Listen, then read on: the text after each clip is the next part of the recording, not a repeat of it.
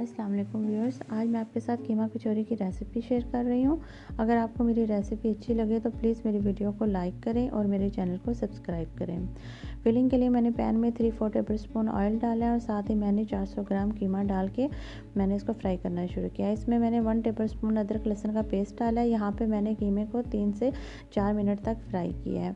इसके बाद मैंने 1 मीडियम साइज़ का इसमें प्याज जो है वो भी ऐड कर दिया और साथ ही मैंने एक स्मॉल अदर जो टमाटर था वो भी बीच में डाल दिया है। ये मैंने तकरीबन 1 मिनट तक जो है कीमे को यहाँ पे फ्राई किया है। इसके बाद ये तमाम मसाले मैंने बीच में शामिल कर दिए हैं। याद रखें कि इन तमाम मसालों की डिटेल्स मैंने डिस्क्रिप्शन में दे दी है, आप वहाँ जाके चेक कर सकते हैं। यहाँ पे धनिया और सब्ज़ मिर्च जो है वो भी ऐड कर दी है। इधर मैंने कीमे को जो है वो 5 मिनट तक के लिए दम पे रख दिया था हल्की आंच पे, ताकि इसका जो पानी है वो भी खुश्क हो जाए और कीमा भी जो है वो अच्छे से गल जाए। ये देखें यहाँ पे पानी बिल्कुल खुश्क हो चुका है कीमे का और कीमा बिल्कुल जो है उसमें से मसाला जो है वो गल गया है। यहाँ पे मैंने कीमे को तकरीबन 5 से 7 मिनट तक इसकी मैंने अच्छी से भुनाई की है और इसके बाद जो है फिर मैंने चूल्हे की आंच बंद करके मैंने कीमे को एक बर्तन में डाल के अलग से रख दिया ठंडा करने के लिए। ये देखें कितना अच्छा कीमा तैयार हो गया है। अब हम स्टेप 2 की तरफ आते हैं। स्टेप 2 में जो है ये हमने डो बनानी है। डो बनाने के लिए हमें 2 कप मैदे की ज़रूरत है। मैंने 2 कप मैदा लिया है। यहाँ पे मैंने हाफ़ टी स्पून नमक और हाफ़ टी स्पून ज़ीरा जो है वो ऐड किया है और साथ मैंने 1/4 कप जो है इसमें ऑयल जो है वो भी डाल दिया है। यहाँ पे हम सबसे पहले जो है वो आटे को अच्छे से यहाँ पे मिक्स करेंगे और इसके बाद फिर हम जो है वो नीम गर्म पानी के साथ आटे को गूंदना शुरू करेंगे।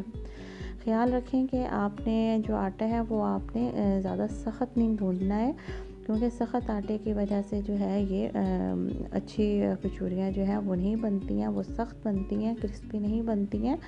तो आपने नॉर्मल आटा रखना है, जैसे आप पूड़ी वगैरह बनाते हैं तो आप आटा गूंदते हैं, बिल्कुल सेम वैसा ही आपने आटा गूंदना है। इस चीज़ का आपने ख़्याल रखना है। और जब आप आटा जो है वो अपना अच्छे से गूंद लें तो इसके बाद आपने इसको तकरीबन 15 से 20 मिनट तक जो है आटे को रेस्ट देना है, ताकि ये बिल्कुल अच्छे से इसके पेड़े बने और इसके अच्छे से हम इसको बेल सकें। ये देखिए कितना अच्छा रेडी हो गया आटा। अब मैंने यहाँ पे जो है इसके छोटे छोटे पेड़े बना लिए हैं। तकरीबन 9 से 10 कचौरियाँ जो हैं वो 2 कप जो आटे में जो है वो तैयार हो जाती हैं। आप सबसे पहले जो है यहाँ पे पेड़े जो है वो बना के रख लें, उससे क्या होगा कि आप बेलते वक्त आपको आसानी होगी। यहाँ पे जब हम जो है हम इसको बेलना शुरू करेंगे, पूड़ी की तरह सारी बात है वैसी शेप में हमने इसको रखना है, उतना ही पतला सा हम इसको रखेंगे आटे की तह को। लेकिन आपने ध्यान रखना है कि यहाँ पे हमने एक बैटर जो है वो भी तैयार करना है और वो बैटर जो है मैदे और जो है वो घी के साथ तैयार होगा या बटर के साथ आप कर सकते हैं। जैसे 2 से 3 टेबल स्पून अगर आपने घी लिया है तो इतना ही आप मैदा भी यूज़ करेंगे और इस तरीके से आपने वो लगा के बैटर और इस तरह आपने जो है उसकी तह देनी है। तो आप ये बिल्कुल इस चीज़ का ख्याल रखिएगा, बिल्कुल इस शेप में आपने जो है तमाम पेड़ों के साथ ऐसे आपने बना लेना है। इसके बाद आपने जो है ये हल्का सा इसको बेल के और इसमें आपने फिलिंग जो है करनी है और कचौरी की जो है शेप देनी है। तो ये आपने ध्यान रखना है कि यहाँ पे आप किस तरीके से आप कचौरी जो है उसको आपने बनाना है।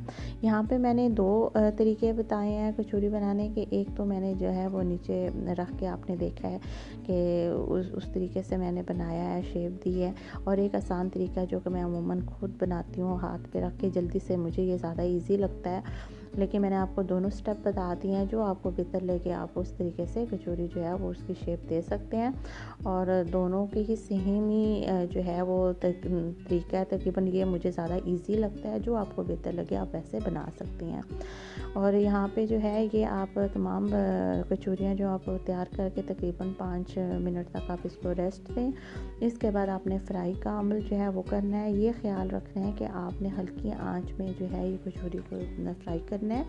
सबसे पहले कचौरी जब आप डालेंगे तो वो नीचे बैठी होगी और वो खुद ब खुद जो है वो ऊपर जब तैरेगी तो फिर आपने मीडियम आंच कर देनी है तेल की, और आपने जो है इसको ज़्यादा तेज़ आंच में कचौरी को फ्राई नहीं करना है, वरना आपकी कचौरियाँ जो है वो खस्ता नहीं बनेंगी और वो अंदर से आटा जो है वो पकेगा नहीं और बाहर से जो है वो पक जाएगा। ये देखें कितनी मज़ेदार कचौरी जो है वो बन के तैयार होगी। आप खुद भी खाएँ और अपनी फैमिली को भी खिलाएँ और मुझे अपने